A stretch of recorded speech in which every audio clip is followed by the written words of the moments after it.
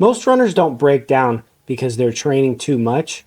They break down because they can't recover from the training that they are doing.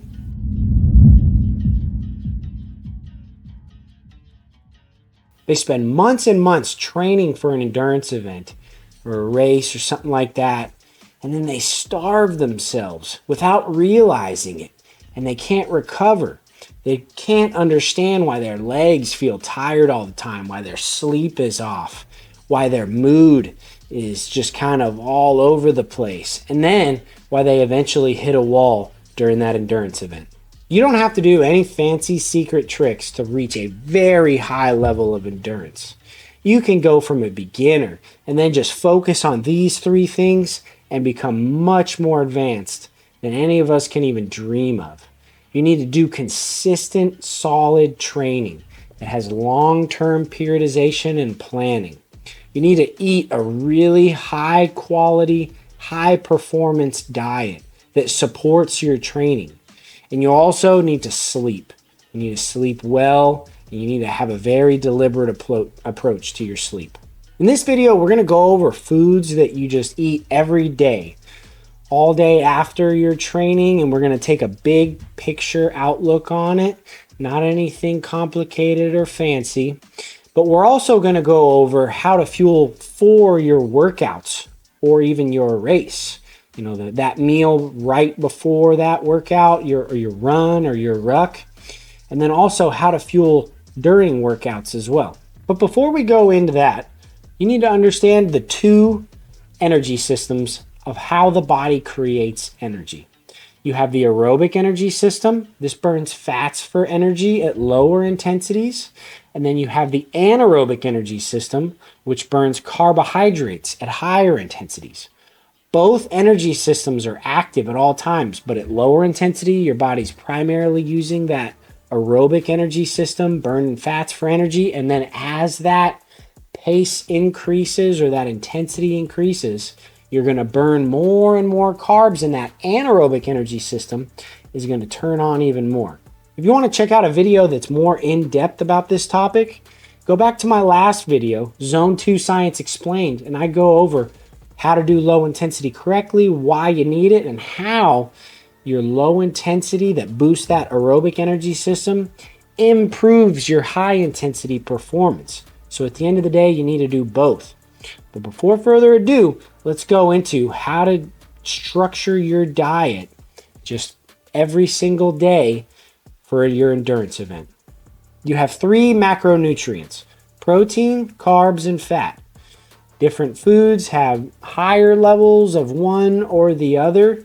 So check out like those nutrition labels to get an understanding, but I'll go over some brief examples for each of these.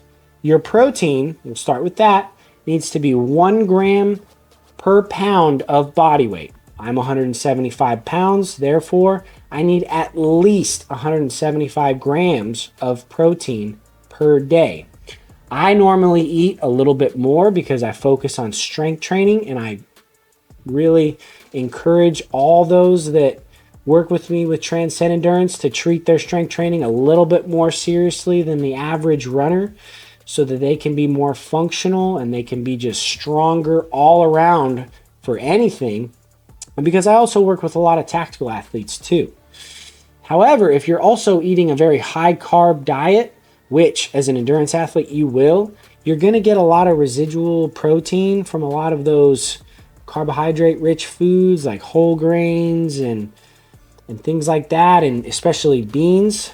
Now, these are not as high quality of a protein on your muscles, so that's where you want to go up to maybe 1.2 grams per pound of body weight on protein.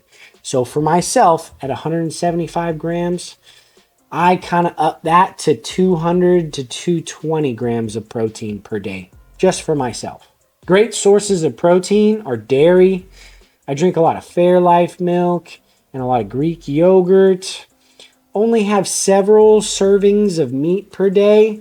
Ground beef is a staple, but either way, pick some lean protein sources. Could be chicken, turkey, pork. Really, a high variety of these is good, but always circle back to beef because there's a lot of great things you get out of beef a lot of good micronutrients, but that's not the focus of this video. You're also going to get some protein from eggs, which I'd highly recommend you eat almost every day, and also bone broth. It's not very high quality protein, but it is great for your joints, and it is best either drank or supplemented with right after your run. Okay, let's go over fats. This one also stays fairly constant, but it goes up and down a little bit every day. This one, we're going to go 0.5 gram per pound of body weight. So multiply your body weight by 0.5. So me being 175, 180 pounds, that is about 90 grams of fat. Now, plus or minus about 10 grams. For me, I usually eat about 70 to 90 grams of fat per day. I go a little bit on the lower side. On easier training days, I'm going to go on the higher end to about 90, sometimes even 100 grams. But when I have a very high volume day with my endurance workouts and I'm doing either high intensity or a long, hard workout, I go down on those fats to around 75 is the lowest I go.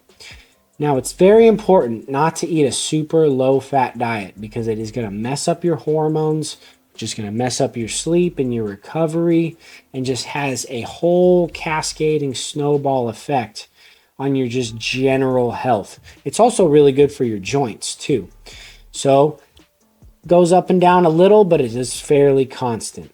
Some great sources of fats are olive oil, avocado oil, grass-fed butter. You're going to get some high-quality fat from those eggs. Nuts and seeds are amazing fat sources. Don't go super crazy on your meats. Try to go slightly leaner meat cuts. I go with a lot of 93.7 ground beef, turkey breast, chicken thighs. That's not too crazy on the fat sources. You know, a salmon is a great fat source as well. And you're also going to get some fats from those dairy. So don't worry about that. You don't have to go skim on everything. But either way, you're going to have to go a little bit lighter on the dairy fats. So prioritize those healthy oils, healthy butter, eggs, nuts, and seeds. Okay, carbohydrates is the key to your performance. One of the greatest signals that you can put your body through that is going to improve your endurance is to deplete it of carbohydrates during your aerobic exercise. However, you need to replenish it very quickly after your aerobic exercise. Now, per day, we are going to be eating, it very much depends on how long or hard your endurance workout is. So you're going to maybe use AI to get this. It's very easy. You just tell it how long you're running and what pace you're probably running at and what body weight you are, and it'll give you a carbohydrate intake for the day. Just a few examples for myself. Again, 175 pounds on an easier endurance day, so just like a 1 hour zone 1 to 2 run, I'm eating about 350 grams of carbs on that day. So that's on the lower end for me. On a normal length, high intensity run, this could be maybe 450 grams of carbs. On a long 2 hour zone 2 run, now we're going to get upwards of about 550 grams of carbs. And then when I get closer to my marathons and I'm doing marathon intensity long runs, so that's just above zone 2 and zone 3, I could eat 650, even 700 grams of total carbs for that day. So it varies widely depending on how much endurance that you're doing that day. Great sources of carbohydrates are fruit. Try to get 3 to 4 servings of fruit per day. Oats, potatoes, all sorts of different types of potatoes. Sweet potatoes are the best. You got beans. Beans have a very high carbohydrate content, and they are a staple in elite endurance communities. So go with pinto beans, mung beans, lentils, red kidney beans, black beans. If you can, buy the dry ones because they are much cheaper and they have much higher carbohydrate content. Also a lot of good fiber to them as well. whole grains. For these, like whole grain bread, whole grain pasta, try to go with the organic because a lot of pesticides get put on those whole grains. And also rice. This is a great one, but on my lower carbohydrate days, a lot of times I skip the rice because there's no micronutrients or vitamins and minerals in it. So really, on a 350 gram carb day, I usually skip the rice. And when I go up, that's a great meal to have right after your endurance workout because that rice just rapidly replenishes those carbs in those muscles. Veggies. I don't want to forget about that one. There's not that many carbs in there, but really you need to make sure that you get 3 to 4 servings, just like the fruits, of veggies per day. Leafy greens, all of them. Try to get all the colors of vegetables into your diet. So immediately after your workout, you're going to want to get about a half a gram per pound of body weight in carbs. At least, maybe even a little bit more, depending if it's a hard workout.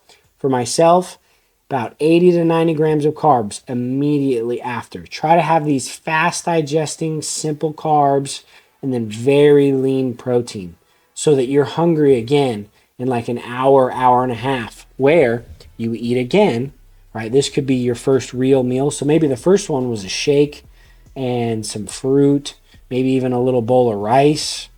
You get creative with it. There's so many ways and so many food choices. Make it your own. And then, an hour and a half later, no more than 2 hours, eat that next big meal. Same amount of carbs. So again, for myself, 80 to 90 grams of carbs. And that's going to look like maybe some sweet potatoes and a lean meat. Or, there's lots of different ways of doing it. Could be oats. But it is very important in that 2 hour window that you rapidly replenish those carbohydrates so that you can recover from your next workout. Now let's talk about how to fuel for your workouts. I do all my running first thing in the morning, and a lot of my athletes do, but I still have a few that train later in the day. If you're going to train first thing in the morning, you can either do it fueled or fasted. To do it fueled, get in a very simple shake. For me, it's beet juice and a little bit of orange juice, about 30 grams of carbs now. As I get closer and closer to my race, it could go up a little more. So maybe in your base building phase, 30 grams of carbs an hour before. When it gets a little bit closer and training's getting really hard, maybe 40, 50.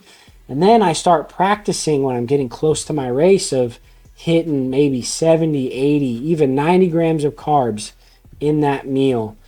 Not all of just juice. Could be some other carb sources as well for your like maybe some bread. I sometimes even have sweet potatoes and some very small amount of lean protein in that meal. But it'll go up and up and up as the training progresses. And make sure that you also have electrolytes in that pre-run shake of maybe 500 to 800 grams of sodium, depending on if it's the winter or summer. This is very individualized, but this could be just throw some salt into that shake. And make sure that you get some potassium in that. Could be anywhere from 200 to 500 milligrams of potassium. And this, if you're drinking beet juice and orange juice, you already got the potassium in there. And now all you need to do is throw a little bit of salt in there. Okay, so fasted, it is great to do 2 of your runs, no more than 2 of your very, very easy zone 1, no more than zone 2 workouts a week, doing them fasted. These are on those very easy days.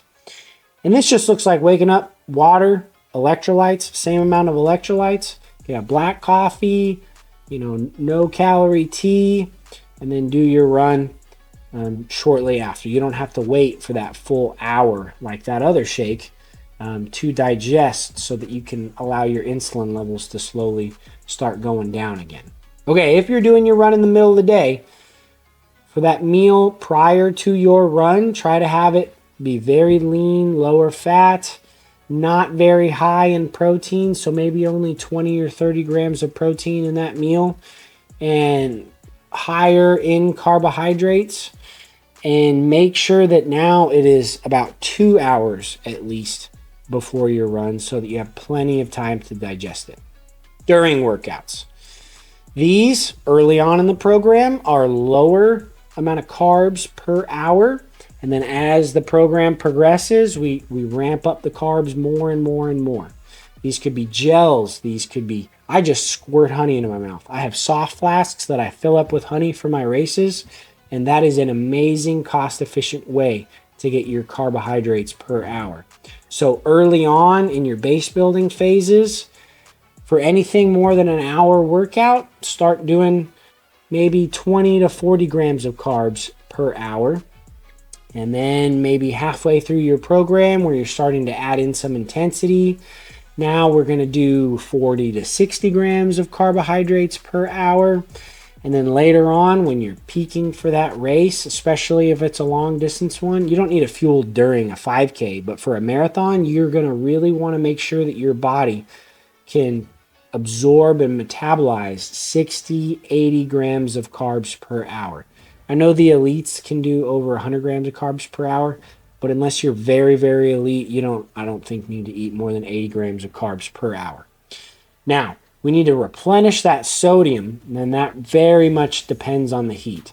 Could be anywhere from 400 milligrams per hour to 800, even 1,000 milligrams per hour. So it depends on how big you are, how much you sweat, and you're just going to have to do a little bit of experimenting with this one. If you are fueling with or putting too much sodium during that run, you'll see that your heart rate just kind of is a little bit too high because it raises your blood pressure. So it's very essential for that sodium to prevent dehydration. Potassium is also crucial. Could be anywhere from 2 to 500 milligrams of potassium, usually easy to find in your electrolyte supplements. So, in conclusion, you don't have to do anything fancy and eat all these super expensive foods. Just eat a very consistent, clean, whole food diet.